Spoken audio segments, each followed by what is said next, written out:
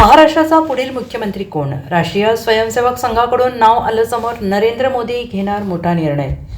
विधानसभा निवडणुकीत महायुतीचा अभूतपूर्व विजय झालेला आहे आणि भाजपाला आत्तापर्यंत सगळ्यात मोठं यश मिळाले, तर महाविकास आघाडीचा दारुण पराभव झालेला आहे. महाविकास आघाडीला 50चा आकडा गाठणं मुश्किल झाल्याचं पाहायला मिळालंय, तर महायुतीने 236 जागा जिंकलेल्या आहेत आणि विधानसभेच्या या निकालानंतर आता महाराष्ट्राचा मुख्यमंत्री कोण होणार याकडे सगळ्यांचं लक्ष लागलेलं आहे. तर उद्या महायुतीचा शपथविधी सोहळा असल्याचं सांगण्यात येत आहे. मुंबईतील वानखेडे मैदानावर हा शपथविधी सोहळा होणार आहे अशी माहिती देखील समोर आलेली आहे. आणि या दरम्यान राष्ट्रीय स्वयंसेवक संघ RSS देवेंद्र फडणवीस यांना मुख्यमंत्री बनवण्यासाठी उत्सुक आहे.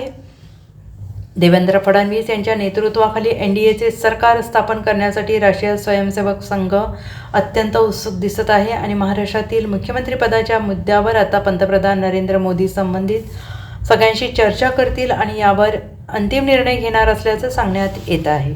तसेच जर मुख्यमंत्रीपद शक्य झालं नाही तर देवेंद्र फडणवीस हे भाजपचे नवे अध्यक्ष असू शकतात असाही अंदाज वर्तवला जात आहे. Bureau report SBN Marathi, Mumbai.